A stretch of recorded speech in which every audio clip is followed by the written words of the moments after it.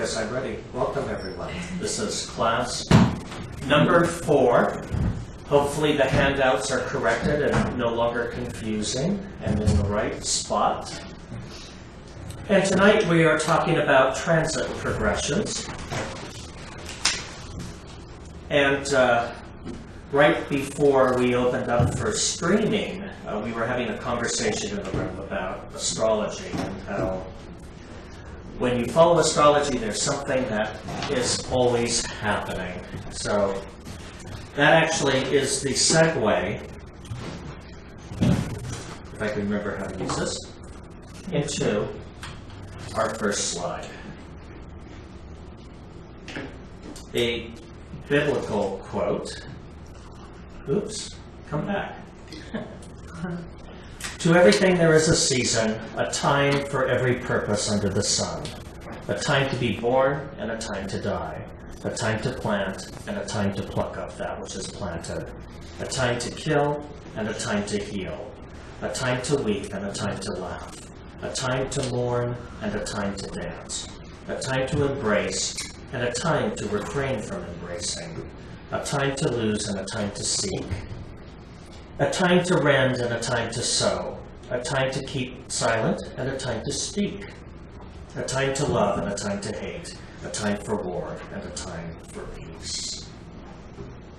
So, there is a time for everything. I want to very quickly cover some information in tonight's class because there is one email. Well, actually, I've been receiving a lot of emails from students in this class. And while I'm thinking of it, those of you who are emailing me, please email me, christopher@light.org, understanding that that email address does bounce forward to my home address when I'm not here. And sometimes I actually answer your emails from home, and if you hit reply to those emails, the email then goes to my home, and I don't have it here where I teach the class. So, for example, Renee, I don't have your questions here. My computer's hooked up in a different room now, our classroom, so I'm not able to access the question that you sent to my home. So perhaps next week I'll be able to retrieve that from home and look at it here. Everyone else out there, if you're going to email me, it's christopher@light.org. All right, that said, I'd like you all to email me. And this time, what I am seeking, and I know that there are some stealth operators out there. Those of you who watch this class yet never sign in or enter into the conversation, even you count. And what I would like is everyone to give me some feedback about the classes. I need to know information such as whether you're getting enough material, whether you're not getting enough material, if I'm jamming too much into one class. That type of feedback would be helpful. It'd probably be helpful for you if I created a questionnaire, but that's not happening. I have too many emails to answer. So, give me some feedback, and what I'm also interested in, not only is your response to this class, is it helpful or not, but think about what you really want to learn, and email me suggestions for future classes. Next week is the last class of this series, and I'm actually going to take a break for a few months before teaching again. And I'd like to have some time to contemplate, get an idea of what the most desired topics are, and to prepare instruction for the next season, which will stretch from probably either end of August, beginning of September, through to May of the following year. We'll probably fit 3 classes in that time period. So as the field lies fallow this summer, ideas will be generating, and even those of you in class are Actually, welcome to email me with your suggestions as well. If there's a topic you have a burning desire to learn, let me know. If I know anything about it, I'll teach it. Where was I headed? Houses, zones of stimulation. Don't you like the sound of that? All right, in doing progressions, what is important to remember is that the house cusp positions of the natal chart remain constant. What this means is that the progressed planets move forward, unless they're retrograde, through the houses of the chart according to the relative speed of that planet. Does that make sense to everyone? The only house cusp that we progress as planets are the midheaven and the ascendant. However, we're looking at them in the effective planets and in regards to what aspects they form to one another. Generally speaking, progressed aspects to the ascendant impact things related to health, personality, physical body, self-expression, everything you're going to see in the next slide, that is the first house. Progressed aspects to the midheaven impact our honor, our reputation, our public standing, our relationships with authorities and superiors. I just said that. Next. How many times have you heard this? At least once for every week I've been teaching. Redundancy is helpful in case anyone forgets. Progressed aspects stimulate 4 or more regions of the chart. Who in this classroom would like to tell me what they are? Ding, ding, ding, ding, ding, ding, Well, ding. the natal positions Thank you. and the progressed positions. Thank you. And the more? And the more... 4 or more? Well, it can be wherever, you can have double rulerships for houses and... Okay, basically, progressed aspects also stimulate the house on which the sign they rule is found. And that could be said as signs or signs, such as Mars governs both Aries and Scorpio, Mercury, Virgo, and Gemini, so forth. So we look to those areas of the chart also to see if they're stimulated. If by chance you have an unoccupied chart in your house, and it's situated in such a zone that no planet is ever going to move into it, then that is the only stimulation that house ever receives by progression, is by a progressed aspect stimulating the ruler.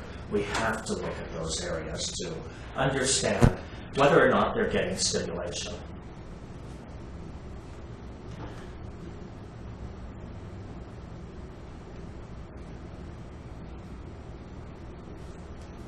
I just said all that. We get to move on. One of the reasons I'm discussing the houses tonight, and I hope to go through them rapidly because what I'm really interested in doing tonight, is the same process we did last week, looking at individual charts and discussing major progressions, their reinforcement by minors, and then, as of tonight, their reinforcement by transits. There are 2 things that can happen as an astrologer. You may be doing what is considered to be a cold reading. That is, someone comes to you and you just give them information about your chart, about their chart. They're probably not that interested in your chart. Unless they're searching for compatibility. And that would be inappropriate. So, what you're doing is just looking at progressions and telling them what areas of their life will be stimulated. There are other times when someone will come to you with a question, which I have a stack of on the top of the rostrum here. And they may be asking questions that can be related to different areas of life. If someone is inquiring about their children, where do we look in the chart? 5th house. fifth house. We have to determine, are there planets in the fifth house? If they are, what is the ruler, what is the co-ruler, and the co-ruler is based on the sign on the cusp and the planet ruling that sign. Those are all the areas we look to see if there's any stimulus going on. And from those progressions, we then focus in on giving them information about that area of their life. What if they're asking about their spouse? We look to the seventh house cusp. If they're asking about their inheritance, eighth house. Their income? Second. So, somebody in this room knows her houses. This class is not for you, but you gotta sit through it anyways.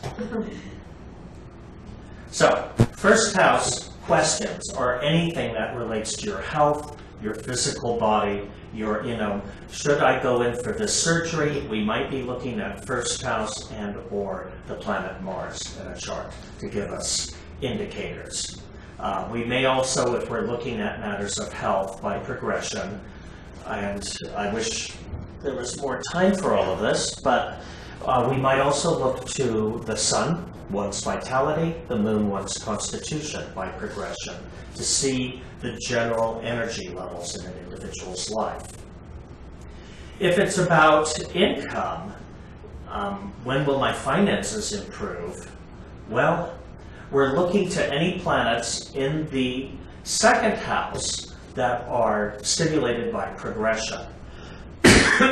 Sometimes, in addition to second house rulers, this includes the planet governing the sign on the cusp of the second house.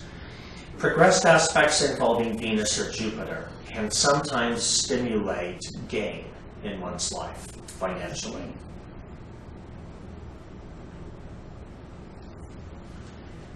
Now, if you're inquiring about your brothers or sisters, looking at relative relationships with your neighbors, it may be debating whether or not it's time for you to be going back to school or taking up a particular course of study. Or we had a gentleman in class last week online who we looked at the third house in this chart because of stimulus mentally involved in writing. In that chart, writing is the third house, publishing the ninth house, and we explored that in depth last week. Also, going back to writing and or communications, we also look to progressed aspects of Mercury to indicate how well our memory is functioning at any given time, the accuracy of our information and communications. So Mercury is key. Now, if we move and you're asking about matters pertaining to real estate, making a major move, the fourth house is going to be the area of the chart we look at. Again, planets in the fourth house receiving aspect or making aspect by progression, and or the planet or planets ruling the sign on the cusp. Sometimes there are certain signs which, because of the discovery of the upper octave planets, we have Scorpio, Aquarius, and Pisces have dual rulership. So we're looking to both planets for stimulation to that house.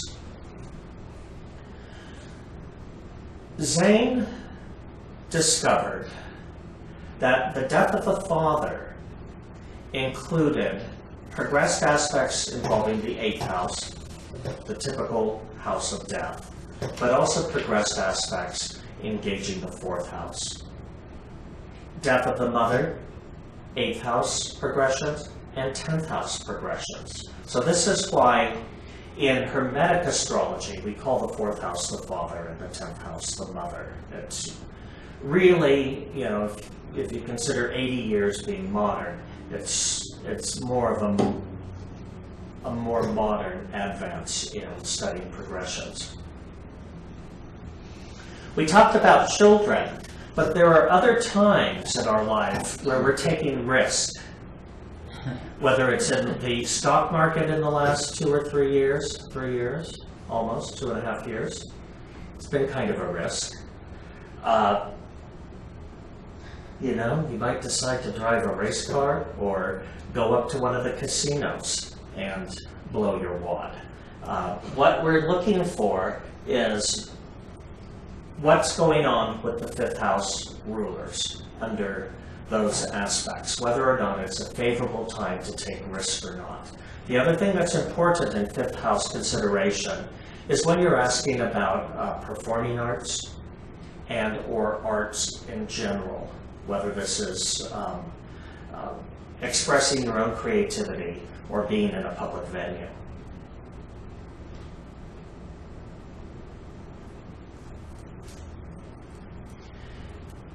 Nowadays, employment is an issue. I think we have the highest employment rate since what? The unemployment rates since the early 80s? I'd have to look. It's pretty grim out there. So it's a period of time where what many people will be concerned about is sixth house aspects. Again, going back to something I've reiterated over previous classes, is you can have an aspect and not have an event. For astrology to work, the environment has to support what it is you're attempting to do. So, again, even with harmonious aspects by progression to the sixth house, during a recession and during periods of high unemployment, it's still harder to get work. But chances are you're better off than the person who may be having discordant progressed aspects to their sixth house. You need to take into configuration with this what is going on in the environment. Yes, Diane? You have illness in the sixth and health in the first. Yes, both houses are considered when looking at health and illness. I look at the sixth house as being one of the lines of least resistance in a chart. So it can be a great indicator of likelihood towards illness. I look at the first house as being the general stamina and the body itself. The sixth house as being one's weakness. And the sixth house to me is also the indicator as to what healing modality one might best respond to. The planet or planets in the sixth house or ruling the sixth house can oftentimes give us great clues as to whether or not, massage, acupuncture, pharmaceuticals, name of chiropractic, what modality we will best respond to. So, yes. If a person is where is career? Is that somewhere else in another house? And but you'd still look at the sixth house for actually getting the work. Exactly, because one could have a career and be unemployed. Oh yeah, that's like. yeah. So that there's a kind of combination you need to be looking at for that kind of thing. Exactly. But this is actually the actual work that you get that's tangible. It's your employment, and sometimes we receive employment that's actually outside of our career. Okay. And in these days, one considers themselves lucky. Yeah. The seventh house represents any type of alliance we're entering into.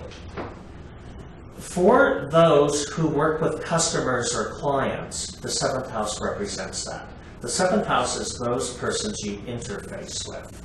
So on the most intimate level, it is your spouse or your partner, and it can also be your business partner, your agent, whoever manages you, handles you, represents you, advocates for you. Team members, collaborators, would they be in this too? Somewhat, yeah, I would say. If it's in an actual workplace, then I'd look to the sixth house, if they're colleagues and coworkers. If they're really more on a partnership level, then I would look to the seventh house. But the seventh house is also your opponents and your competitors. So that's something to keep in mind as well when we're looking for those matters. In fact, there are, in what I call old-timey astrology, astrologers talk about one's enemies. And you know, going back a few thousand years, you find this being discussed a lot, one's enemies. And the 7th house was considered to be your public enemies. In other words, the ones you're aware of. The 12th house was considered to be hidden enemies. These are those persons that surprise you. They're the ones that smile to your face and then undermine you. So that's old-timey astrology. We do probably use different terms such as opponents and competitors, but the older terms involve the word enemy. Are these, would we need to look at actual opponents and competitors, or could it be a subjective experience of that? I don't know the answer to that. Like perception of it or something? Well, and I think it would be so people, much. wouldn't it? What's Wouldn't that? it be an actual person? Let me think about that a few months. Yeah. All right. That was a good answer. I loved it. I was wondering if anybody else caught it. Yeah. Shut us right up. Yeah. Come September, though, one of you will remember. Yeah. Like you did for Saturn. All right, 8th house. The 8th house covers a wild plethora of activities. I like to think of it as death and debt. As a child, my mom had an answer whenever I'd ask if she was certain about something. She would always tell me, the only things certain in life are death and taxes. And I thought, you know, what is a 5-year-old? How do I respond to that? Now that I've added 50 to that year, both seem ominously present in my life. But 50 years ago, I wasn't really quite sure what she was up to with that particular response, but nevertheless, it was repeated enough that I remembered it. So, that's the 8th house, the only thing certain in life. Christopher, Yes. we had a question kind of relating to the 7th house. Can I leave the room as you asked it? I'll be back. But ask the question. Really? Yes, I can hear. I'm not talking to anybody. Can you hear me? Nobody hears you. I can't. I feel too weird. I forgot my water and I'm already dry, so. Okay, I'll ask now. How does the 12th house The play? teacher is present.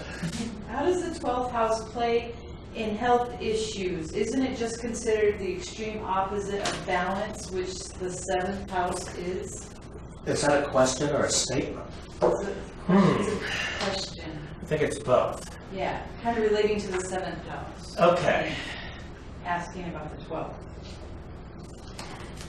Opening I was going to ask her a question when you got to the 12th, but then she kind of tied it into the 7th house, so that's why I'm asking you. What was the question? I'm stumped. Would you read that again? Yeah, sure. How does the 12th house play in health issues? Isn't it just considered the extreme opposite of balance, which the 7th house is? Like the health issues of off balance, I guess, which is 7th house. I can't answer that, but I can answer the first part of that question. And that is, the 12th house is very similar to the 6th house in that cadent houses represent weaknesses in the chart. They are areas where, if you remember from long ago when we did beginning astrology, cadent houses are like solid walls through which the planetary energies have to pass. So when this is represented in the physical form, it represents areas in which there is not great flow. And so using sort of a more esoteric model like Oriental medicine, where the chi has to be moving to certain zones in order for it to flourish. These are zones where the energy, the electromagnetic energies, may not be flourishing, and they can represent weaknesses in the body. So planets falling there and or the sign governing the 12th house might actually turn out to be a zone where you have some type of deficiency. The other way I look at the 12th house in relationship to illness is through the fact that the 12th house represents suffering and confinement. And long-term illness tends to bring both.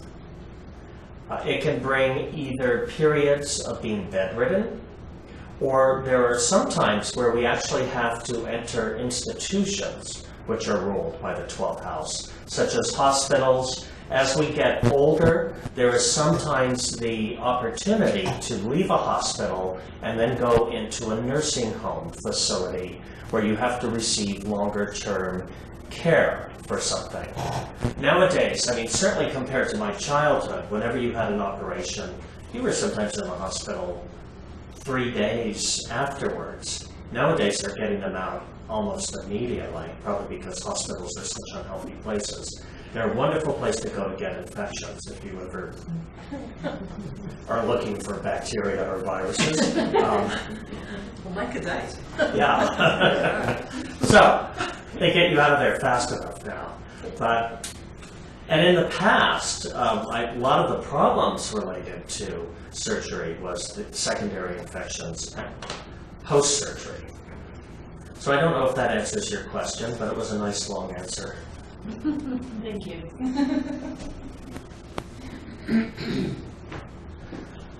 Ninth house. This is your faith, your philosophy, your religion, but it's also your publicly expressed views, whether it's through teaching, writing, marketing, and it is the opposite of the third house. I like to talk about opposites. Seventh house, opposite the first house of self. The seventh house, others. Second house, private money, your income you're earning. The eighth house is the money you receive from others, inheritances, legacies, gifts, grants. Third house, private studies. Ninth house, publicly expressed opinions. 10th house. Christopher, another question from Bill. Which house rules the subject's worldview? And I was wondering if that was the ninth. If you express it, it's the ninth. If you keep it to yourself, it's the third. That's your worldview. Oh. Go ahead. Yeah, don't all talk at once. I was going to say, to connect, can you indicate that could mean a certain form of privacy? Third house. It would be like It is. The third house happens to be one of the personal houses. 12 are internal life, inner space as I call it. First house, your body, that's rather personal. Second house, your finances, we consider that personal. You don't want to give everyone your PIN number. And the third house is your private thoughts. So this is the private area of the chart. On that worldview question, wouldn't that also be somewhat of your dominant planet might be an indicator of that as well? And I think that's an excellent perception because everything is filtered through the dominant planet in your chart. So that too impacts your worldview, probably more than anything else. But you can get some gleanings about worldview through the third and ninth house in the chart. But keep in mind, all of our urges bow to the expressions of the dominant planet in our chart. And is the ninth house, does that rule long-term goals and the third house short-term goals? Question. I don't think of them as ruling goals at all, but the house that we're talking about, the 10th house, does rule one's goals. The 10th house is your ambitions in life. So this is everything you're moving towards. This is your goals. It's what you might consider your career, your mission, your vocation, your life purpose. Both short-term and long-term? Mm-hmm. Okay. It could be what you put on the post-it in the morning, as well as what you hold in your heart as your life mission. And the midheaven also represents that in a chart. You'll find when we look at honor or status in a chart, we're looking either towards a dominant sun or a dominant midheaven. When I see a chart with a dominant midheaven, I interpret that person as being driven. These are individuals that you will find get up in the morning and they start with their plan, everything they hope to accomplish during that day. And then they have this idea of also what they hope to accomplish with their life. But it makes for very goal-focused individuals. Just very quickly, with the, if one has a kind of afflicted sun, then, you know, what kinds of remedies for, I mean, looking at credibility and so on. Because of course, you know, when people lose their honour and status, of course they're wanting to restore it, they're wanting to heal from it. Mm-hmm. So where would you, what houses would you be looking at for that? You look at the sun's position, its relative strength, harmony and discord by astrodynes, and the midheaven, its relative strength and harmony or discord. So no houses in particular? Just where they might be. Where they're located. And we know the midheaven is always the cusp of the 10th house, but by progression it moves forward to the 11th and 12th, and if you live long enough, it might go into your first house. So you just look at the natural antidotes to that affliction? Except there is no antidote to the sun. So all you can do is, you cannot antidote the sun, which we'll talk about next week. All you can do with an afflicted sun is work at conversion. And that is focusing in on pride, self-esteem, self-worth. But doing it in a way that doesn't come across as being prideful, condescending, or superior. So it's a really, when you try to convert the sun, you can imagine it's a very delicate balance. Do you think the sun has anything to do with relationship to deity? Like for example, like if you're having troubles with developing your own confidence, if you can turn to a higher power kind of sense of connectedness to there being a purpose for your life. That's a question more for next week, but okay. Zane, I believe it's in Progressing the Horoscope, What to Do Under an Afflicted Sun Progression, describes adding to the sun vibration, the vibration of Jupiter, which is exactly what you're describing. When you pull the element of faith, you know, sometimes we think we're just schmucks and that there's just nothing good about us. You know, on a bad day, we can all move into that mode. So when you can't approve of yourself, sometimes you have to shift into the concept that, well, yeah, I may be no good, but maybe God approves of me. Sometimes if you can add that element of faith to it, you can restore the self-esteem, the self-confidence. And what accompanies that is a feeling of vitality, essential with the sun. So let's talk about that next week, because it's a really key influence. 11th house. Friends, hopes, and wishes. I've only been studying astrology for 42 years. And then this amount of time, I've not quite grasped the hopes and wishes part of the 11th house. But friends is very apparent to me through the 11th house and how that functions. I see the 11th house both as, 7th house is your closest, most intimate friends. I like to look at 11th house as being associates or what we might call acquaintances, or your general more public friends. people you may socialize with through groups, clubs, organizations, congregations, neighborhood meetings, so on and so forth. These aren't necessarily the people you spend the holidays with, unless you're going to a group function. Hopes and wishes I might interpret from the more humanitarian ideals that are associated with Aquarius, the natural ruler of that house. So I often see the 11th house tied into more charitable works and humanitarian goals as well. It seems to me that, I mean, it does tie into goals, though, as well. Hopes and wishes. I mean, if they're just a vision and unformulated, of course, they're not really a defined goal. But you'd have to look at that too. Wouldn't Yeah, and I think that's a very good point, Summer. And what's interesting is these two areas are governed by Saturn. The backbone, the structure, the skeletal system. So in a sense, the Saturn-ruled signs, Capricorn is the natural ruler of the 10th, and Aquarius, the natural ruler of the 11th.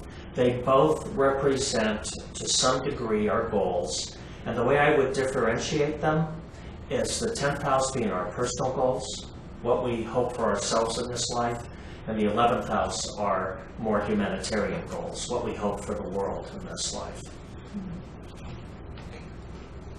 Here's the aha moment of the evening.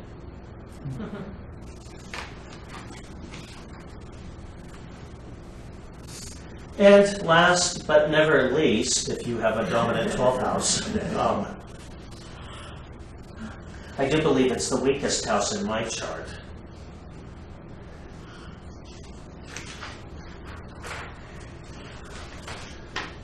Secrets, mysteries, detective work, sorrows, disappointments, hidden enemies. How are you feeling right about now? Let's move on. Places of confinement, prisons, jails, asylums. But on the positive side, it can be selective self-seclusion, which is ashrams, monasteries, etc. Retreats. Retreats, yes. Psychotherapy. Yes, I look at it as being therapy. The subconscious mind, I like to call the 12th house inner space. If it's prominent in someone's chart, they're generally persons who are doing a lot of self-exploration. And they're fascinated by most of the things in the world that are unseen. The mysteries really appeal to them. We have Renee asking if you could go around and you have like the opposites, like the 2nd house means your money, the 8th house means other people's money. If you could go around and kind of do the opposites of each house, like in that idea. I didn't do the guess, 4th, 10th. Okay. how the opposites relate to each other, Well, reverse the sentence, Renee. Take out the comma, put the second, a parenthetical clause in front of the first one, and that will do the job.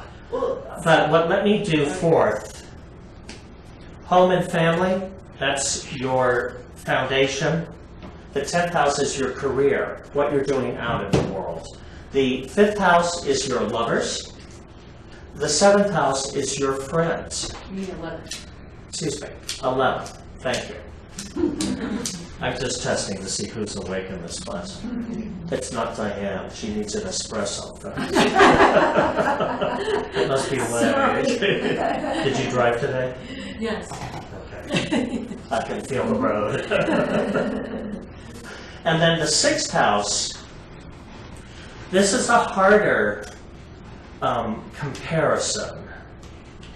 But the 6th house is our work, and I also think of the 12th house as being our work, but it's our inner work, it's our work for those who are what we might call less fortunate than ourselves. So you can reverse that. 12th house, secret sorrows. 6th house, perhaps what you can do about it through effort. 11th house, your social life, the 5th house, your entertainment, your creativity, 10th house of honor, 4th house of, I don't know, I'm not feeling successful going the other way. I liked it the first way. What about the 1st and the 7th? The 1st would be about you and the 7th about your partner. Right, we actually did that Oh, okay. about 10 minutes ago. Oh, okay. Self, others. Personal wealth, other people's wealth. Private thoughts, publicly expressed thoughts. Home, the world at large. You're home away Intimate from lovers. home. Yes, you're home away from home. Though that's usually the 6th house where you're laboring, your work environment. But lovers, friends, the workplace, those who secretly oppose you. It's very interesting to look for oppositions in charts. Or we could call this work and inner work. There's any number of ways we can interpret these. And it's important, but it's also important to look at what houses you have oppositions in. Because in those things we've described in which there's some similarity, this also creates areas where you are feeling divided. This isn't really what I wanted to talk about tonight, but I thought it was necessary. Tonight's class is on transits. The houses are important when we're looking at transits because we can look during what periods planets are transiting through those particular houses in our chart. This is rather easily done, and we'll get to that in just a moment.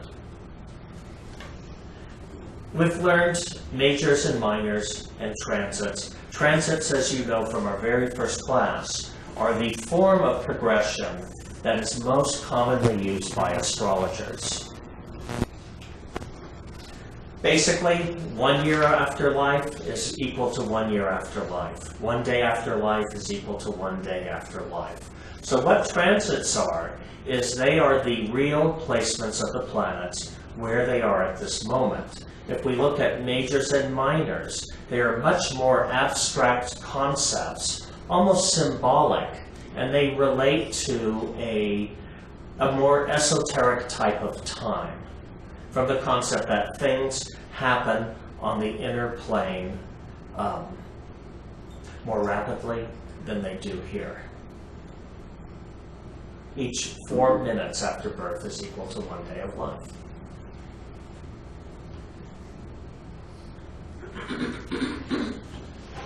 In transits, each day after birth is equal to 1 day of life.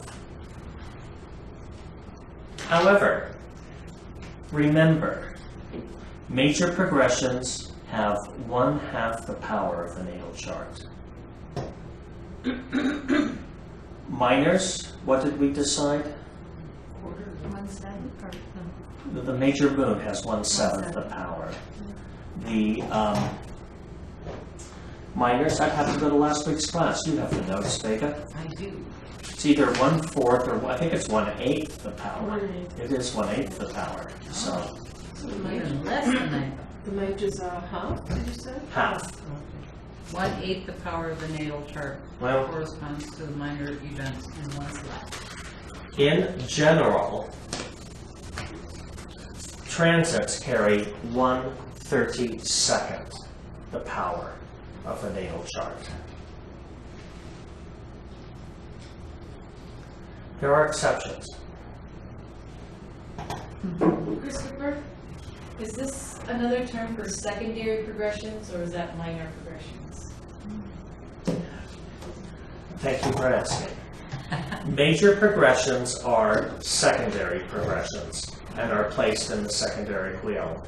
Minor progressions are called tertiary progressions and are placed in the third wheel. Transits are called transits, and they are placed where? And that's the 4th wheel, outer wheel. Oh, really? There you have it.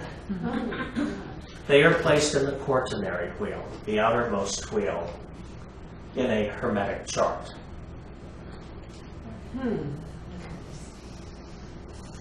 So what have we determined tonight? The portion on transits will be brief. Why? Because they're not considered important. We don't consider them important, that's right. In other words, fairly insignificant. I'm sorry if I'm going to ask this question, but I need to. And the answer may be coming up shortly, but ask it anyways. I'm confused about, I understand major progressions, but I completely can't understand what minor progressions are then. I don't understand.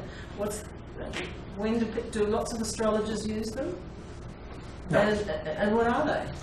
Did you miss that class? I didn't, but An my brain missed it. ineffectual teacher. I was physically You're making me present. feel really badly. I actually ended up with moments of confusion for the first time because I think it's Oh, just good, kind I'm doing my job. You are. But I understand major progressions. That's kind of very common knowledge. Can you, in your mind's eye, imagine the movement from one new moon to the next new moon? What do we call that period? The lunar cycle. Or a month? A month. Though it doesn't really correspond with our calendrical months, but a lunar cycle. So in your chart, let's say I'll pick my chart since I know it. My moon is at 16 degrees of Libra. 28 days later, after my birth, the moon went back to 16 degrees of Libra, and that marks the first year of life. The next lunar cycle after that, from 16 Libra to the next, marked the second year of life. And you keep moving forward. So we're looking at, in major progressions, a day for a year, which is equal to basically 1 degree of solar movement. And then we're looking at 1 full lunar cycle to represent minor progressions. And we consider the sun and the moon to be the great timers in astrology. In fact, I come from a Catholic tradition, and in that tradition, our liturgical calendar is based on both solar holidays, which are called fixed holidays, and the lunar calendar, which comes from the Jewish tradition, but came into early Christianity, is what we call movable feast. So with that, you're working with both cycles, not from the perspective of progressions, but understanding that there are 2 different major measurements of time going on. So it's the position of the planets on the... oh gosh. So you'd be looking at where the planets were on that day? I don't know. At the end of that month? Or... Think of, if I were to look at my minor progressions now, I would be counting forward 55 lunar cycles from the time I was born. If I was, which is equal to 55 months, more or less. If I were looking at my major progressions, I'm counting 55 days out into the ephemeris. And then you're mapping, you're actually freeze-framing where the planets were at that time. Okay, that's what I was missing. Can anyone tell me what 55 times 365.25 is? Because that's where we'd look to find the transits. Yeah, isn't transits what's happening right now? Exactly. Sky, Okay. yeah. It's Oh, what's it's in the now sky I've right got it. now. Okay. Has nothing to do with when you were born or anything. It's just whatever. Just, well, except with transits, the way we work with them as we do with majors and minors, we relate them back to the natal chart. Okay, right. And we transit them forward through the houses of our birth chart, and that's how we determine the area of influence. As I told you, there are exceptions to every rule. So, the general rule is, they weigh in at about 1/32 the significance of the natal chart. And exceptions to this might be transits of slower moving planets, especially those moving through angular houses. Why angular houses? Greater volume of energy. wide open doors, greater volume of energy. It's easier for that energy to be felt. And we are also very concerned as we work with minors, which is transits of slower moving planets, as they are in conjunction or opposition to natal or major progressed planets. That's basically the rule here when we look at transits. Again, we're looking for something that can add a significant enough volume of energy to, remember the keg of dynamite. If not, I'll show you the picture again. All right, Zane gives us a rule, and it is, the transits of the planets through the houses, especially the slower moving planets through angular houses, should be noted. The conjunction aspect of transiting planets with birth chart or major progressed planets, in particular, is worth observing. And next, the oppositions thus made by the slower moving planets.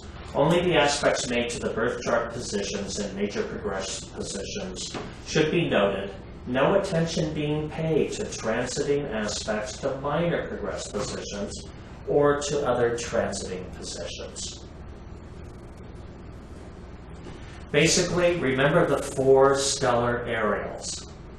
When we look at minors and when we look at transits, what we're looking for is to see if there are other radio waves, so to speak, that are hitting those stellar aerials, that are bombarding those particular antennae, because that shows us where the activity takes place in the chart.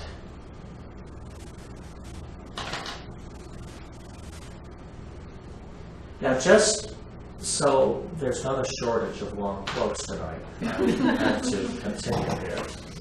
And the most controversial of all astrological subjects relates to how much dependence can be placed on transit aspects. If an orb sufficiently wide is allowed, a transit aspect can be found that can be made to appear to account for every event of life. Indeed. But when so wide an orb is used, some such transit aspect is present at all times, and there is nothing which clearly shows which of these numerous transit aspects indicates an event and which does not. Is that clear? I think so. Oh, there's more. Under such circumstances, the astrologer who has active extrasensory perception is able to pick the one which will coincide with an event. But those who rely exclusively on the aspect cannot do so. For while events do often coincide with transit aspects to birth chart positions, innumerable transit aspects to birth chart positions occur which do not coincide with any significant event. Why are they popular? They're easy. They're easy, yeah. The complex mathematical formulas required for calculating major and minor progressions has daunted amateur astrologers for centuries. 1977 is when I worked on course 10. And I can remember the migraines I would have after spending hours with my tutor trying to learn to calculate minor progressed aspects.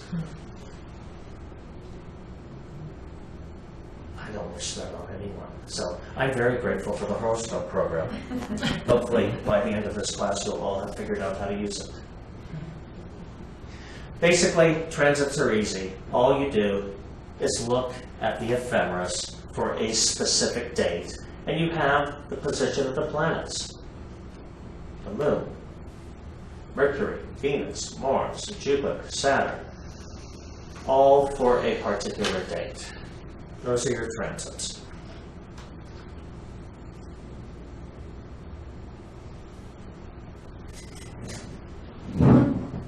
Remember the diagram? Majors, kegodynamite. Minor, the fuse.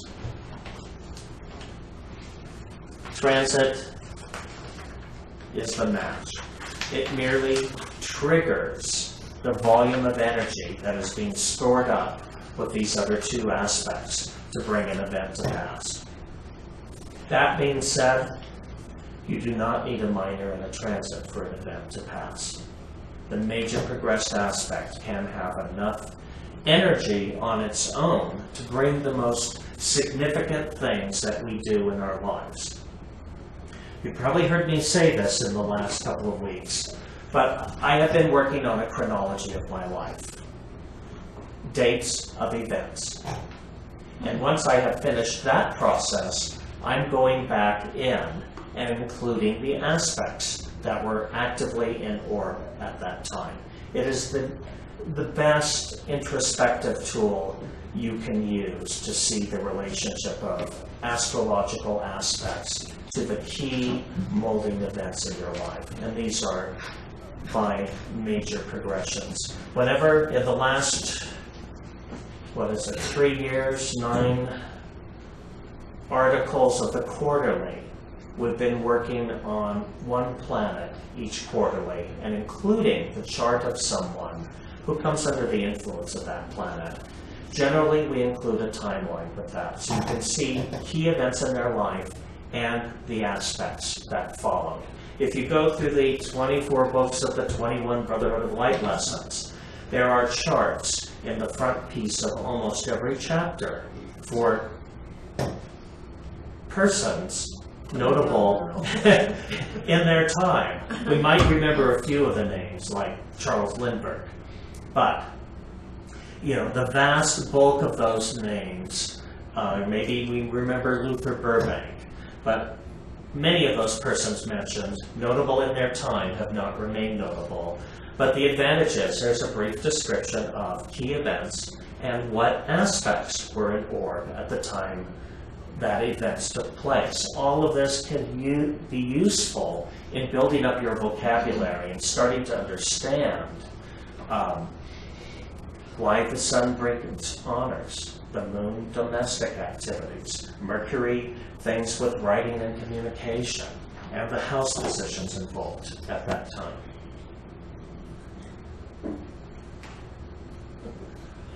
So,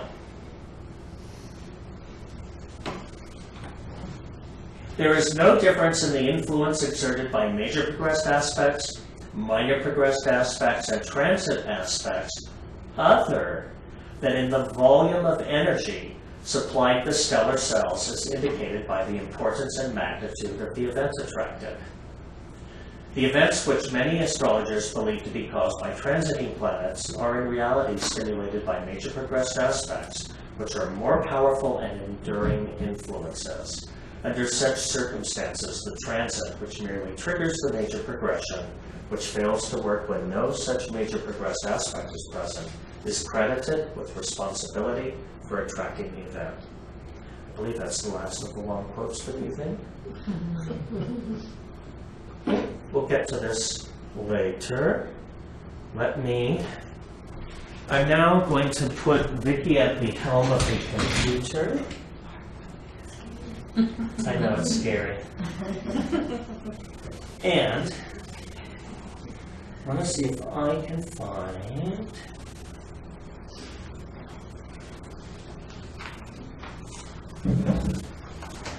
charts. And we'll go down to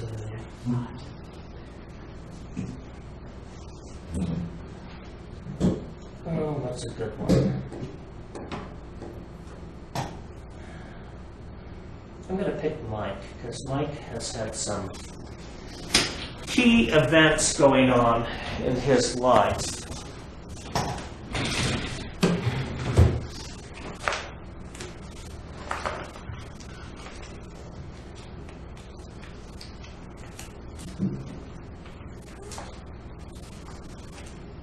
You need to do the progression. Thank you. And do them to October 30th, 2009.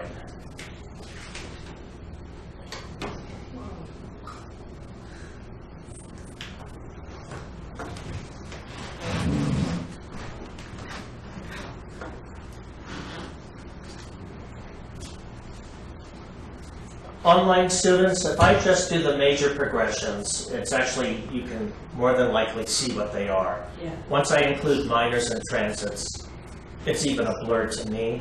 So for the sake of tonight's class, we'll just look at the majors on the wheel, but we'll look at minors and transits when we look at the progression report. So, Mike says, Jenny, my wife, was rushed to the hospital on October 30th. She came out of hospital December 10th. It was on that date that I became her primary carer. I had been off work due to stress since October 15th. I never returned to work and being off sick until I finally handed my notice on April 12th. I officially left my employment on April 16th. However, the day Jenny came home from the hospital, December 10th, was the day I became her full-time carer. So, what do we look for? Well, wouldn't you start with Mars? I would start with Mars. Why? We're looking basically at the relationship with one's spouse, one's partner, one's companion. Here, the 7th house, we have Mars, 0 degrees Scorpio, 10 minutes is the ruler. However, Libra is the sign on the cusp. So the co-ruler of this house is Venus. However, by major progression, Mercury and the Sun are progressing through the 7th house. So whenever we're looking to something that involves the spouse at this time, there are actually 4 planets that we have to give consideration for aspects. The chief ruler in the natal chart, Mars, the co-ruler, Venus, why? Libra on the cusp. And then the co-rulers by progression, the Sun and Mercury, which are now moving through that house. Any aspects to those planets stimulate energy in the chart. So let's do a progression report. And for all of you out there, I want you to learn how to use the horoscope program. In generating a progression report, we go to the top button up here which says Tools. It'll drop down Progressions and Progression Report. Well, here, I'll do that. Okay. Tools, Progression Report. When we do a progression report, we enter first the beginning date and the end date for the report. We'll use, in this case, let's use October 30th, 2009 as the beginning date.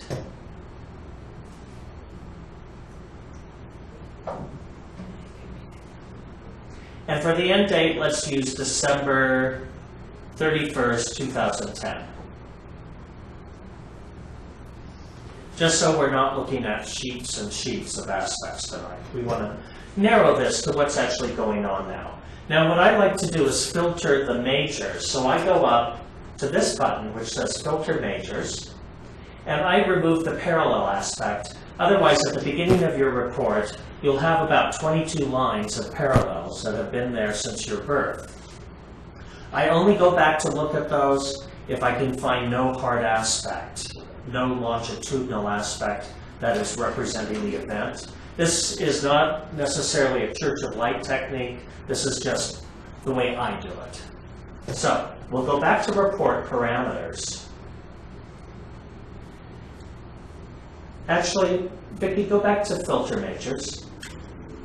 What I'm going to do, so we don't have a page of unimportant things, what planets am I going to include? The Sun, Mercury, Venus, and Mars. We will take the check off Jupiter, Saturn, and all the way down to the ascendant. Does anyone know why I'm doing that? Because of the planets involved. You just want to Thank you. In this case, if you're looking for specific, you're looking for a specific area of life. Remember at the beginning of the class I said, sometimes you're doing a reading and you're just looking at what's coming up in someone's life. Other times you have someone asking you specific questions. In this case, we're focusing in on companionship and trying to narrow down what energies that have been brought into the life through the spouse are currently affecting Mike. So these are the planets that we determined are the current influences of the 7th house. Everyone on the same page? Great. Now we'll go to report parameters. If you remember from last week, we went to minors and clicked that box, and then we're going to filter the minors. Okay. Okay. All right. We don't want parallels, triangles, squares, sextiles, semi-squares. Sesqui-squares, semi-sextiles are inconjuncts. Any idea why? Because it's really only those two that we're going to look at anyway. They have the punch. They've got the punch. The only aspects that have a punch are conjunctions and oppositions. Yeah. So, now we're going to go back to the report parameters. And for tonight's class, which is on transits, we click that box. We go up here to filter the transits, and we're going to get another box, and we hit OK. To filter the transits, we don't want parallels, drawing squares, sextiles, semi-squares, sesqui-squares, so on and so forth. We only want to see, and we also don't want the faster moving planets, which have aspects that last for 3 days or 4 days. So we're just going to look at the outer planets. We don't need the transiting midheaven or ascendant in this. These are things that when they sit in a conjunction or an opposition, they're sitting there for some time, adding additional strain, power, influence, whatever you want to call it, to an aspect. Once we've made these selections, we go down and hit OK.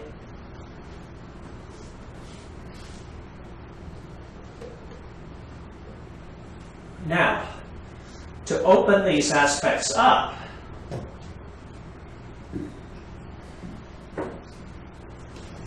we can see what was in orb during this period of time.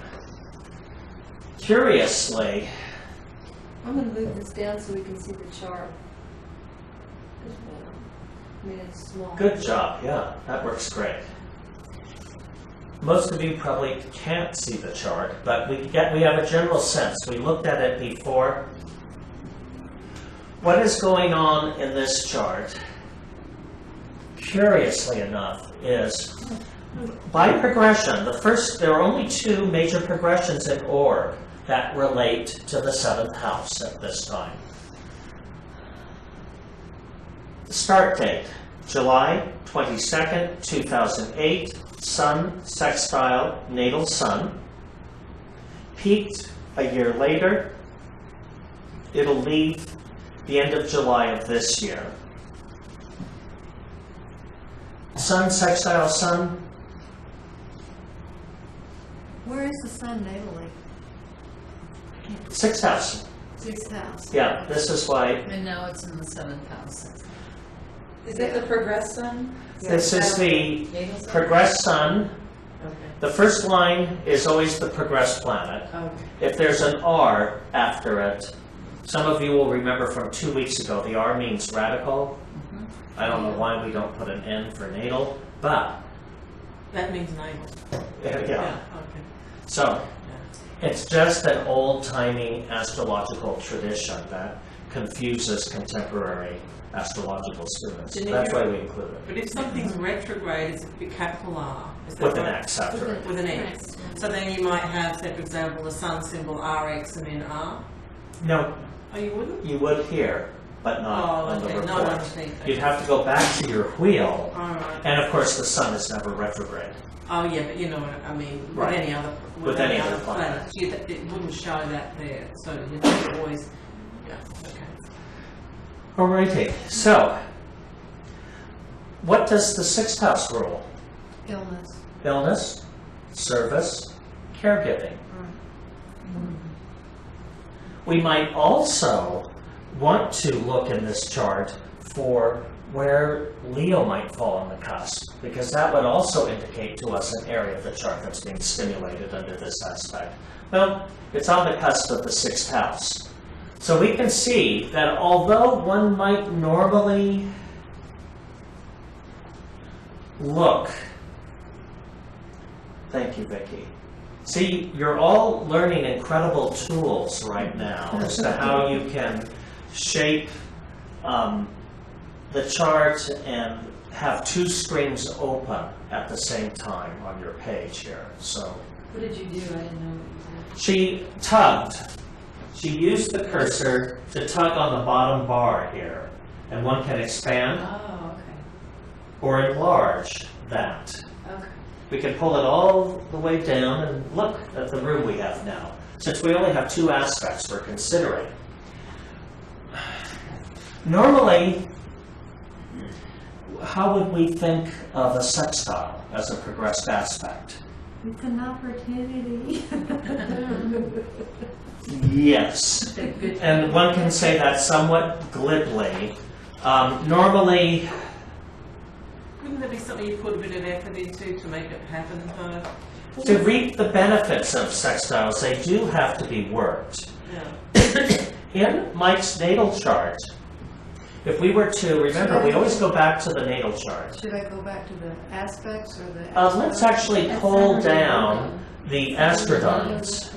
Yeah. So if we go up here to view, and we go down to astrodynes, we can bring in, let's do astrodynes vertically. And maybe we can fit them over here. Can you move those? Yeah. So, let's also sort according to power.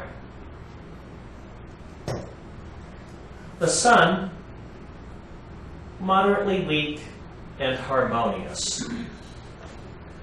7th house, moderately strong and discordant. So, with Mars in the 7th house, what we could determine from the chart natally, that there are concerns for this individual through marriage. That marriage can have some degree of strife tied in with it.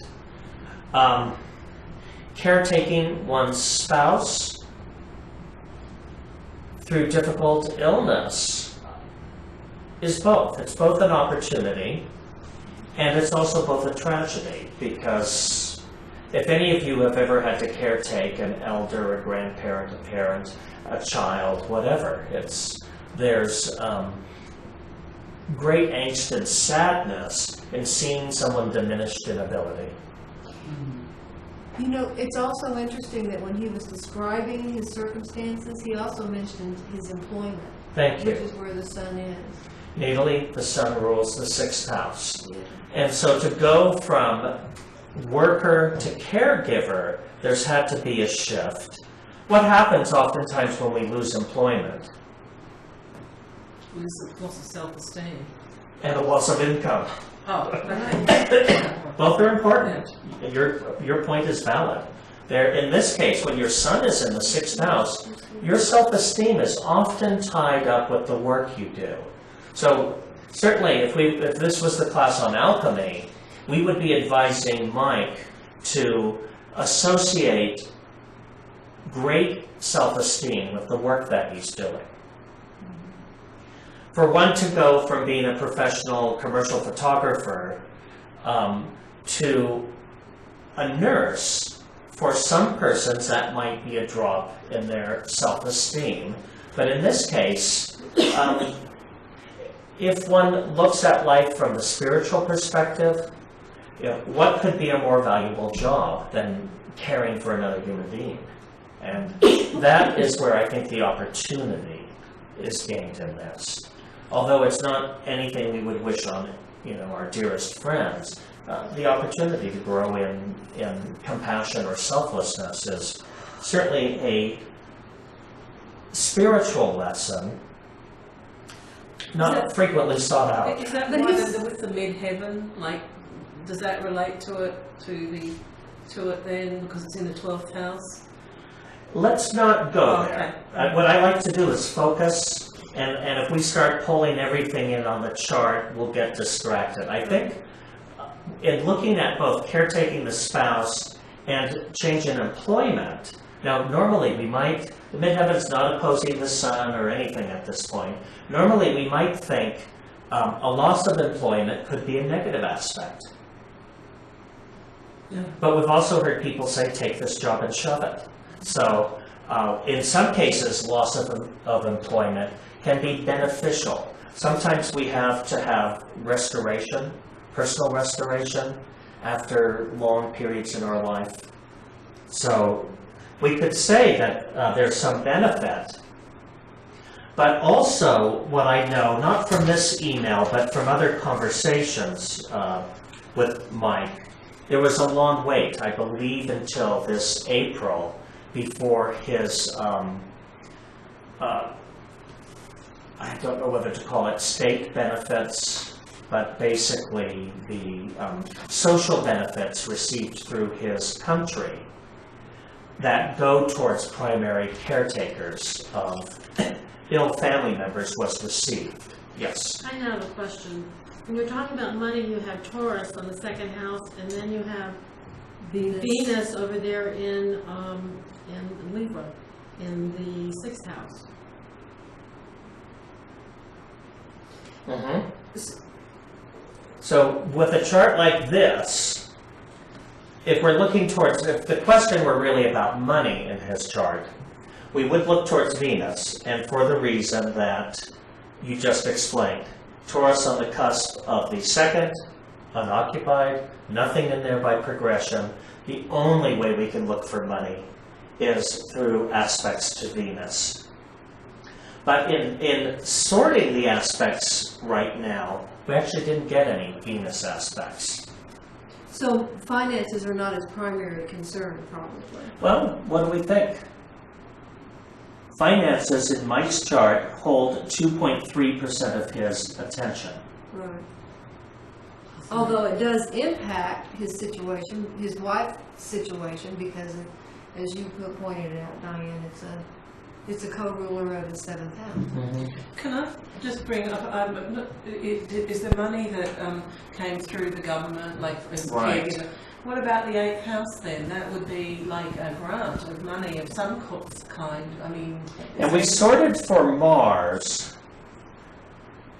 but did not get any Mars aspects among the two majors we looked at. But of course, in the last 2 years, major progressed moon, 1/7 power, has been moving through the 8th house. My own experience, look to the house of your major progressed moon. Unless you're Vega, it's often there for 2¼ years. In her chart, it could be there for 6 years because being born in very far northerly latitudes, the house cusp are huge for some and 15 degrees for others, 60 for some. So the moon progressing through some of her houses could be there for 5 years. And for others, they could be there for, 14 months.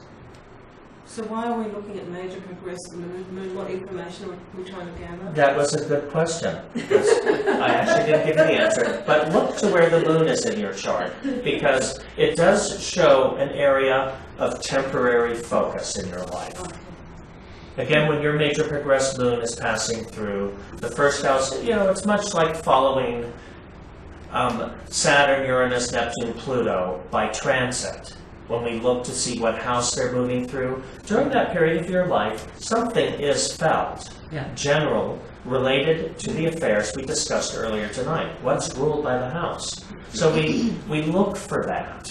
And in this case, yes, in the last 2 years, there have been things related to seeking some kind of public assistance or funds or grant, loan, insurance, other such matters are being dealt with.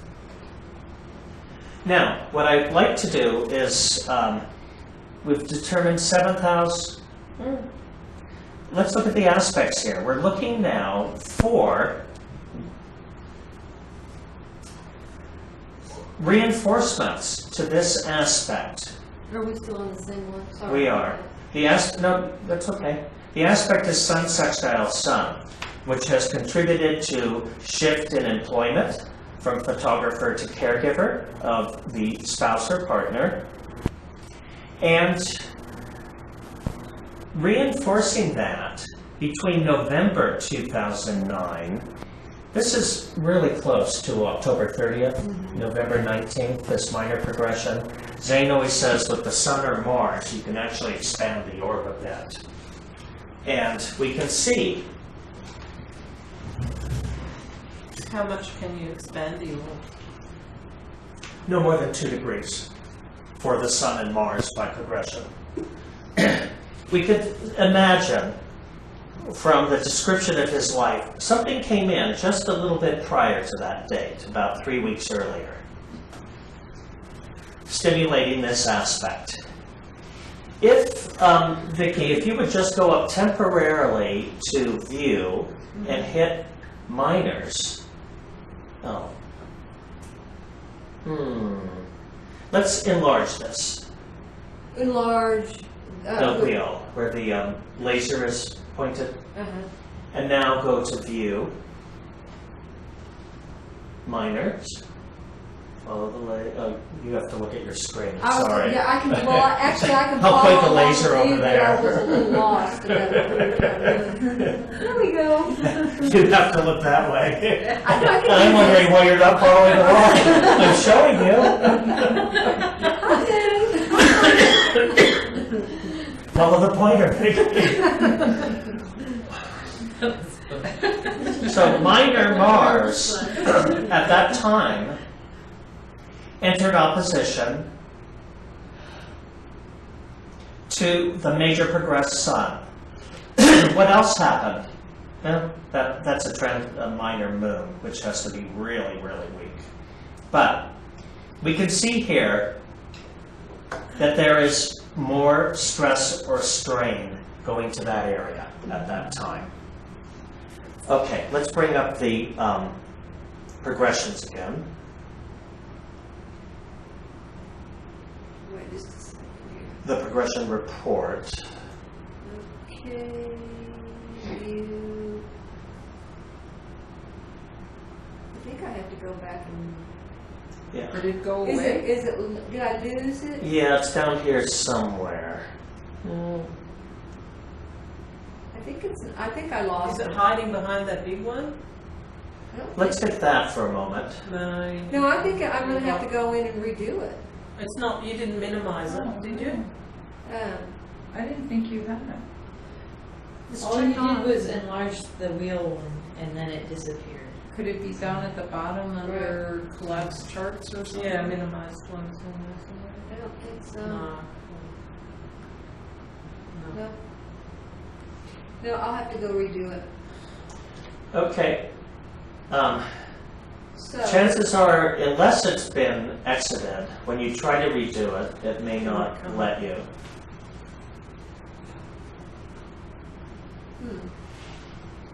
Didn't know.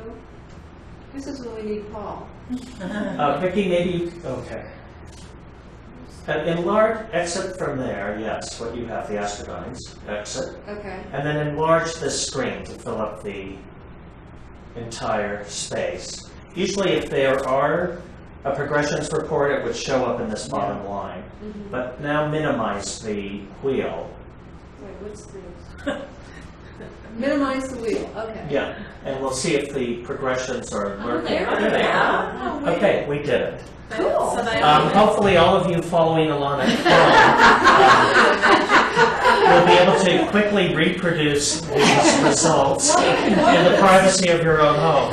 So what happened there was you had to maximize it in order to get it back again? Maximize and minimize it? Or maximize and... We had to move things around so we could look under the furniture, is what we were doing. Yeah. There must be rules for the storing this furniture, but I don't know what they are. Okay, so what was going on there, this entered close to the time of Jenny's hospitalization, and it left at right after Christmas Day. since he's a Brit, on Boxing Day. Okay. Here we have another aspect which came into orb, minor progressed ascendant conjuncting the progressed sun. So we have minor progressed ascendant moved up to conjunct the progressed sun. That happens July 2010 through August of 2010. Minor progressed ascendant, ho ha. Yeah, and it's just the very tail end of that aspect, so it's probably not going to be anything, would you think? I wouldn't know what to expect from that other than this. It's very likely, Mike, that this could be a period.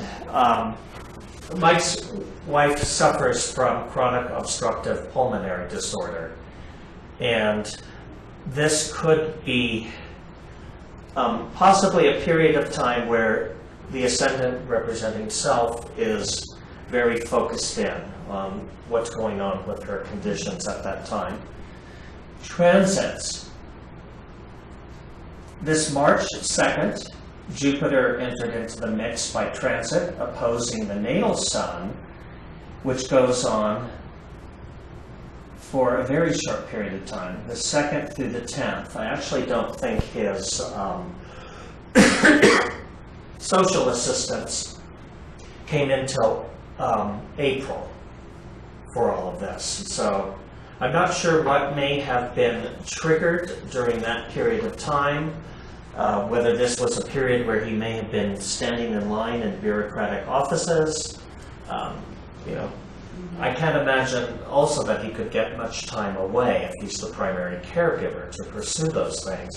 But this may have also been a period of some key, episodes going on with Jenny at that time. Now we'll pull down to the next aspect in orb with this question. The sun is also forming a semi-sextile to Neptune. Also, Neptune's in the 6th house, which has to do with health and service.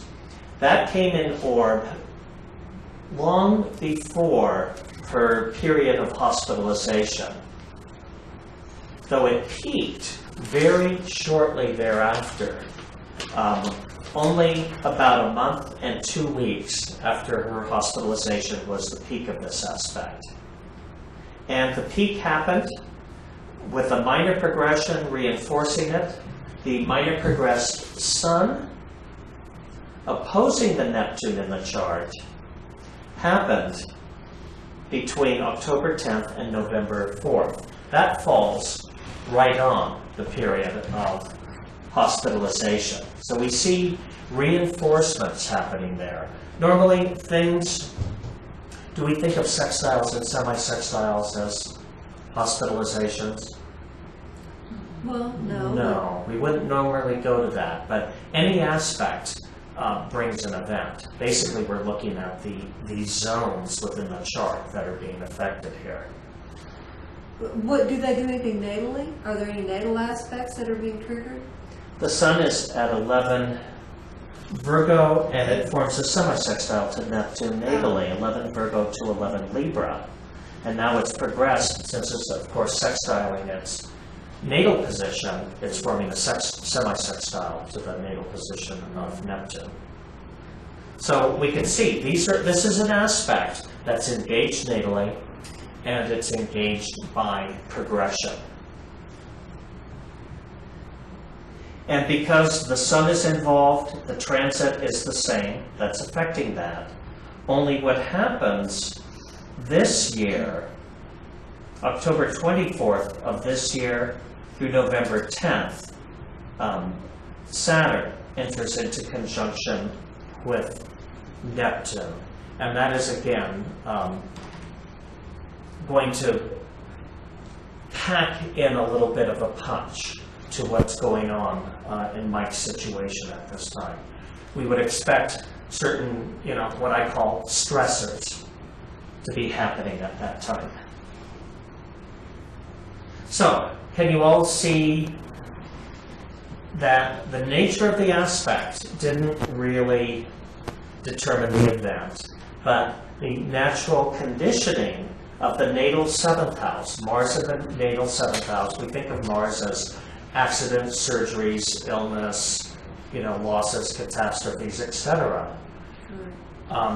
That area is being stimulated because by progression, the 7th house is being stimulated. Since we have a half hour left, I want to try and look at 2 other charts tonight, spending about 15 minutes on each. By looking at other charts, we'll get to see again how timing evidence works. Close his now. Yeah, let's close his out.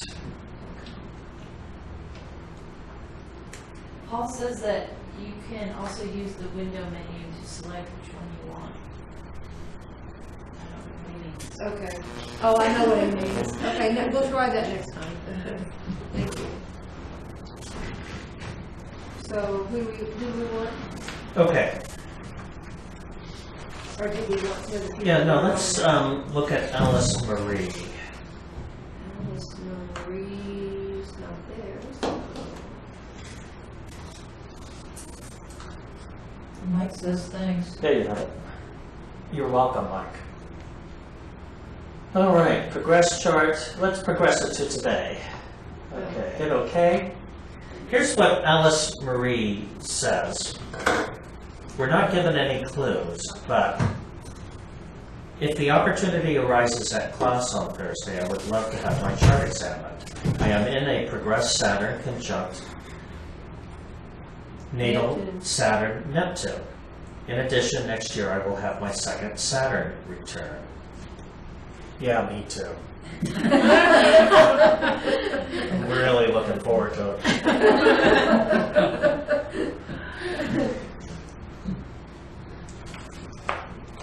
All right. Oh no, I think I get it a little after you, Alice Marie. You're older than me, though not much. All right. Well, let's look at it. Those of you who have done a lot of charts know that there was a period where Saturn and Neptune were conjunct in Libra.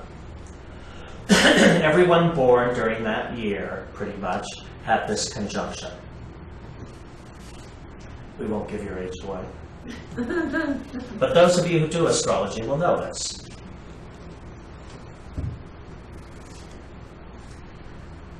So what's happened? Well, Does it have a sobering influence on Neptune? Saturn? Sorry. Dry. Saturn would sober up an AA meeting. So, there you have it. Though the people born from that generation were really quite wild, since I know so many of them. I count them among my best friends. Nevertheless, Saturn and Neptune, natural antidotes to one another. Saturn is sobering, Neptune is fantastical. And Neptune being the upper octave of Venus is the natural antidote to Saturn. So I always saw this aspect as either people born under this either had this great capacity for bringing their imagination, their visualization skills into a creative form. Some of the most incredible artists I know were born at this time and have this particular configuration in their chart. They can dream something up and then make it manifest. Some of the biggest looms I know have this aspect in their chart because you combine fantasy of Neptune with the fear of Saturn, and there could be a slight paranoia in there. So that too can happen depending on what other aspects are engaged with this. Well, quite frequently, Saturn doesn't move very far from its birth position, nor does Neptune. So what I find is when your progressed aspect is the same aspect you had in your natal chart, it represents just continued opportunities for a particular life theme to go on.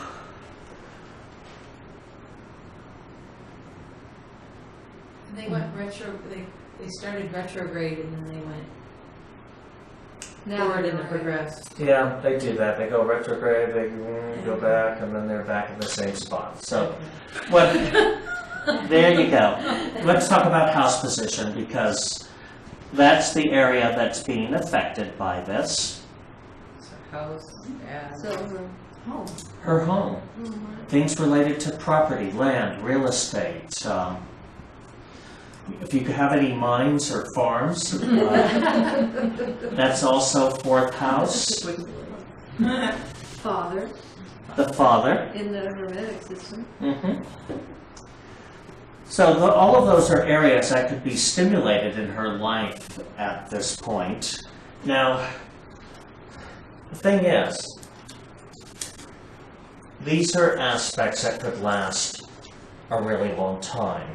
Let's look at some of the Is she other... asking it because it's the transiting? Because the transits are going to be Right. triggering it? Let's Is look at is when what that is. She's not really saying what information she wants. She just wants us to look at that spot of her chart. Okay. Well, they've switched places, isn't that what she's talking about? I don't think that would make much difference. Which places? They're still in conjunction. They were in conjunction at birth, separated by 21 minutes. Now they're separated by 7 minutes. Yeah. It's been a lifetime aspect. Not So, going away. no, it's something. Can we say that this is insignificant just because it's been there all her life? No. No, but she's It's had to deal significant. with Why? it. She's had to deal with this aspect her entire life, which are powerful issues around family, her home. In her chart, let's just remember, we always go back to the natal chart. Let's push this button, which will bring up the astrodynes, Do that again and I'll try and follow you with there so I can there. and then hit this button, the P, which sorts by power. Mars is strong. Neptune's powerful in her chart, as is Saturn. Is this a felt aspect? Very Well, nice. yeah. Yeah, this is her life thing. It's a big deal. Saturn, Neptune, the safety urges combined to the utopian urges, building a better world. All right, and if we look at that aspect in her chart, one way to just view the aspect for strength is if we go up here and do view, Hang on a second. view, and let's do aspect grid. And now, let's see what the power is. Look at that. She hit this button to expand it to show the powers. Saturn, conjunct Neptune. Look at the power of that. 11.66. Is there anything more powerful than this No. in her chart? I'm not seeing any number Well, that big. there's that opposition, that 1173. Mars opposition Thank you. Mercury. Or no, sorry. Mars to Moon. Moon. Mars opposition Moon, yeah. That's 9.39, Oh, I was looking at that. Astrodynes. Sorry. whereas this is 11.66 astrodynes. That's her. That's it. This is the most powerful aspect. Yes, Barb.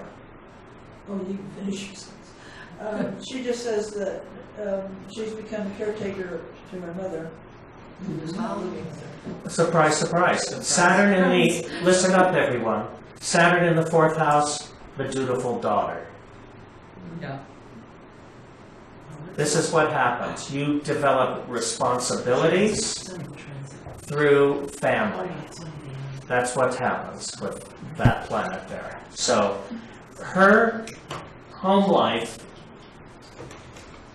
like Mike, she is caring, she's the caregiver for a family member at this point in her life. And it's no doubt a grave responsibility. And Alice Marie, it's going to trigger your life thing, since these are among your most powerful planets. Saturn and Neptune fall among the 3 most powerful planets, and the Saturn-Neptune conjunction is the single most powerful aspect in the natal chart which triggers major components of self and personality, combining safety urges, planning, foresight, responsibility with Neptune, the utopian urges of wanting to do the right thing, wanting to be sensitive, spiritual, compassionate, empathetic, tied in with home and family, property or real estate to accommodate an aged parent.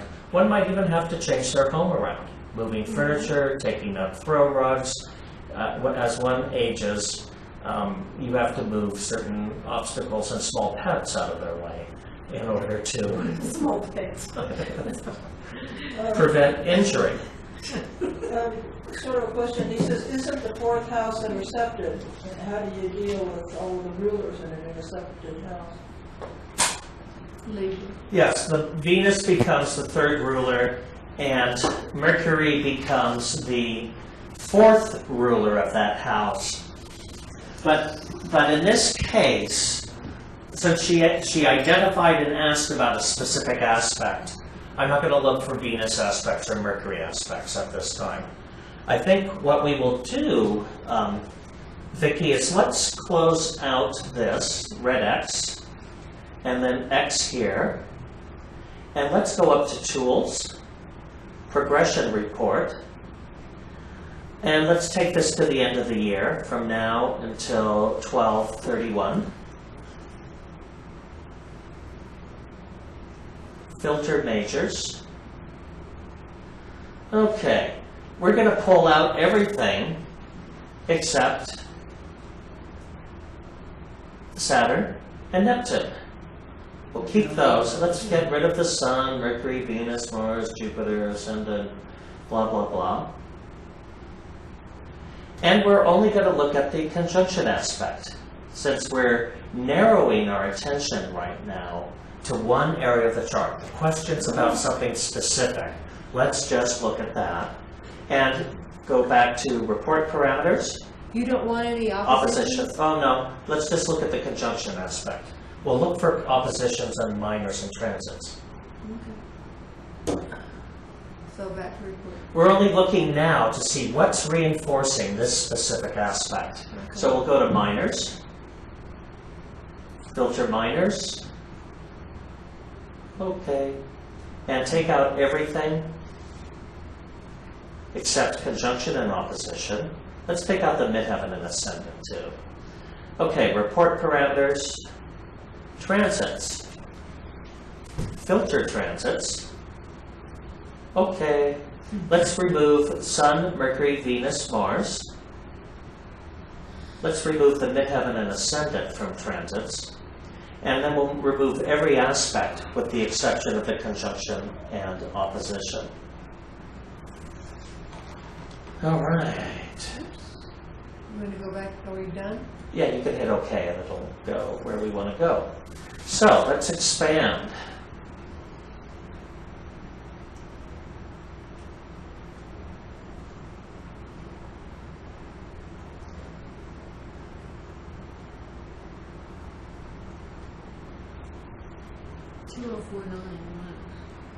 So basically, there are no transits triggering this event, even though Alice Marie's note says next year I'll have my second Saturn return.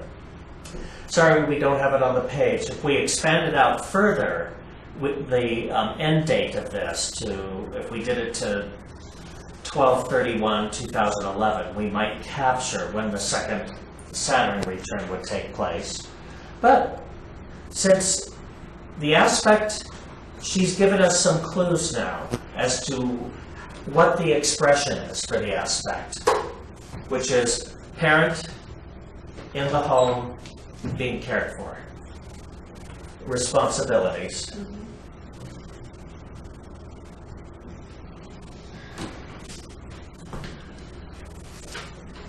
Is there anything in particular we want to look at these as? Let's just expand the circle to include the minors now, and then we'll look at the aspects sort of one at a time.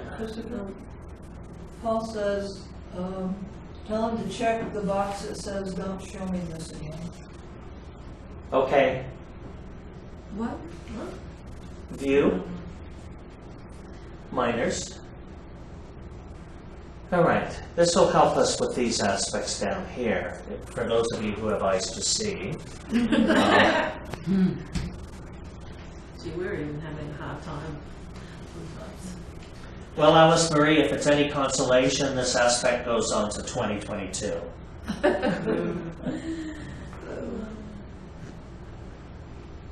So, Saturn conjunct Saturn conjunct Saturn. And then what happens July 19th through August 12th, minor progressed Venus will be conjuncting Saturn. So you can expect that whatever the experience is you're going through with your mom, it will be heightened during that period of time.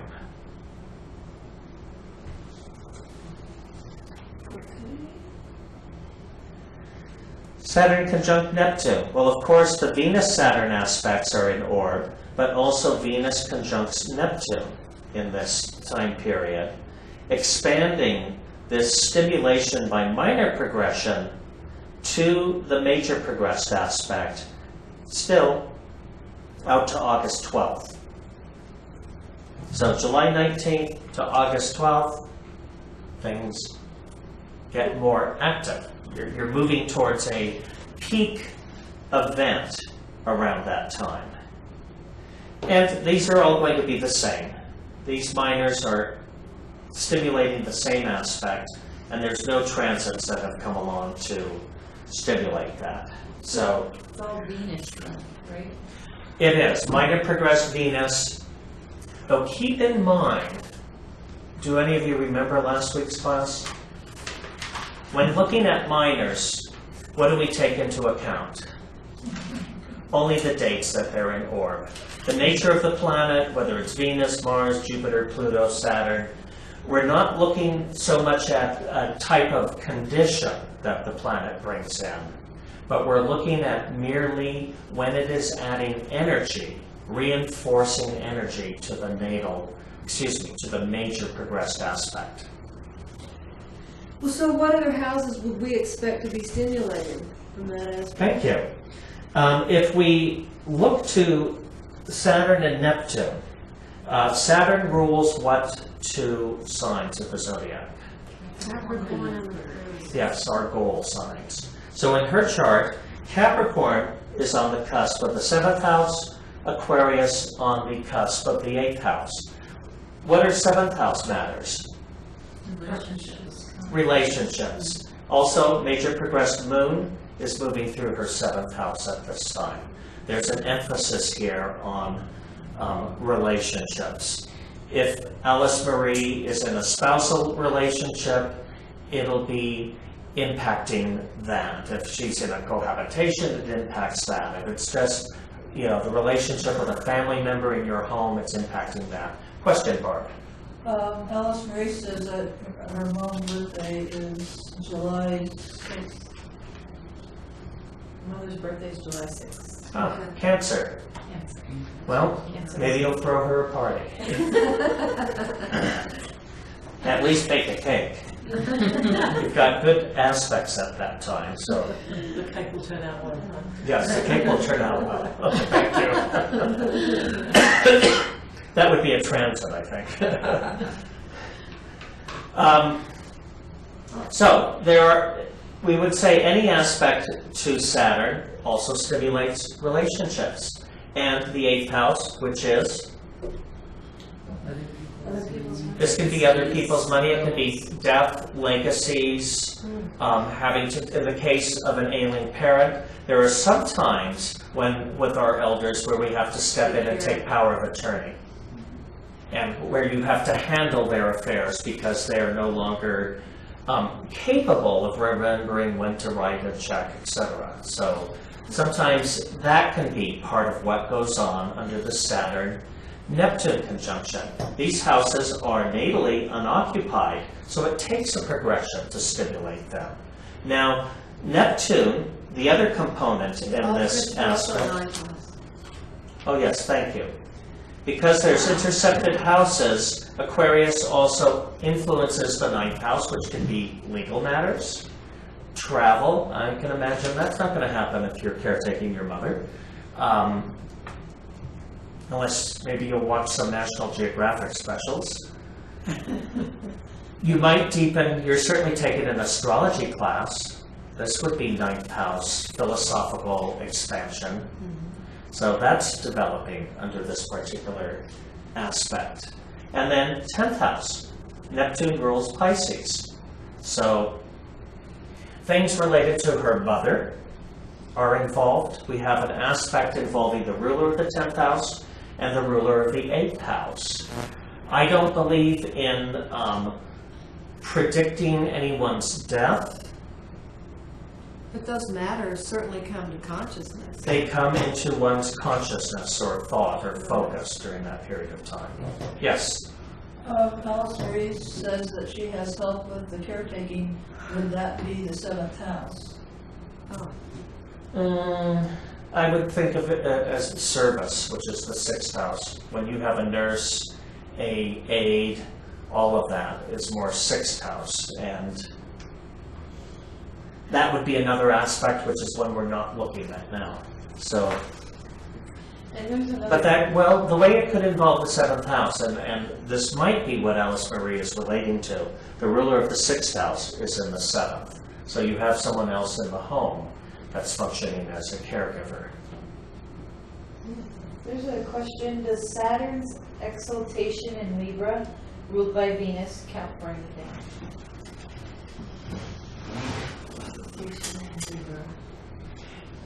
It does, though I'm not sure it does by progression.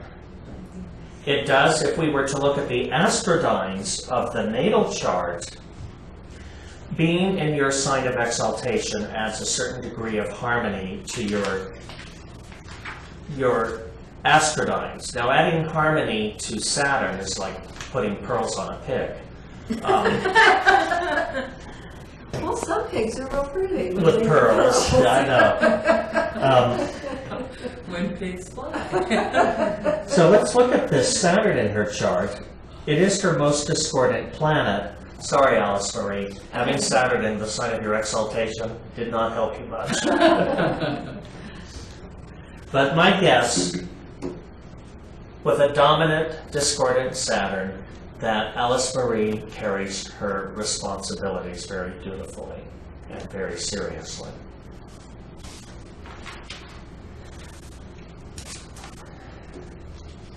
All right, Renee, we've got 5 minutes here. Bring up Renee's chart.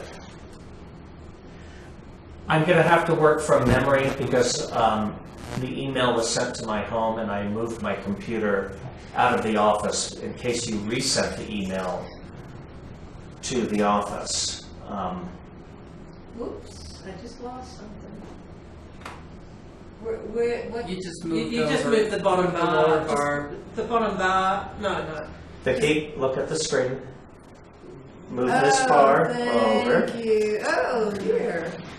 I'm not And, seeing her chart in there anywhere. okay, it'll have to wait for... Sorry, Renee, it's going to have to wait for next week. Next week's the last week, right? It is, correct. So can I ask a question? Yes, we have 5 minutes. Make it a long question. Well, you had said that transits really didn't bring in the energy, it was more the major or the minor progress, is that correct? Mm-hmm. And so we had talked earlier in the class about, well, earlier before the class started, we had talked about my Pluto, which is conjunct. My transiting Pluto is conjunct my minor Mars to my natal Sun, all in the 2nd house. And you said not to worry about Pluto, is that what the deal is? But it is an outer planet, so it's going to be there for a while. Right. Not that long, but still. Do you want to talk about that? I'm not sure if we can get your chart up on the screen. Right. Let's enter it, Vicki. It is December 27th. 1955. Is this connected to the system? Well, I don't know. No, it's not. Okay. So we're going to have to do a new chart. Well, you don't have to, I was just, Just do December 27th, 1955. And it's what, 2 something in the morning? 6:10 a.m. Oh, 6:10 a.m. in Reykjavik, Iceland. Or how would you pronounce it? Reykjavik, Iceland. Reykjavik. But close enough.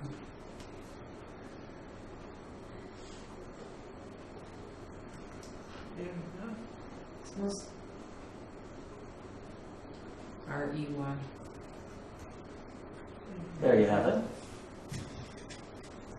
Okay, let's put in the wheel with progressed. Today? Yeah. Mhm. And let's just now, let's not do the minors, let's just go to the transits and see what she's talking about. Well, the minors were the Mars. Oh, okay, Just- then go back in and put the minors too. Sorry. Do you want minors and transits? Yeah. Oh, Yes, yeah, you please. have to have them, okay. Okay, here we go. There's some energy lining up here. We have the natal sun Mm-hmm. for Capricorn, 45 seconds and, and is there a major progression stimulating that? no. Okay, then we're not that concerned about it, because mostly we're looking at minors and transits if they're stimulating a major progression. Nevertheless, your sun is involved.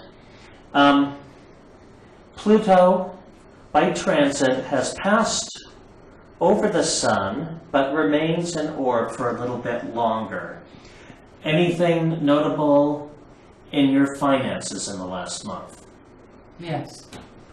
Outflow or income? Both. Or both? All right, Both.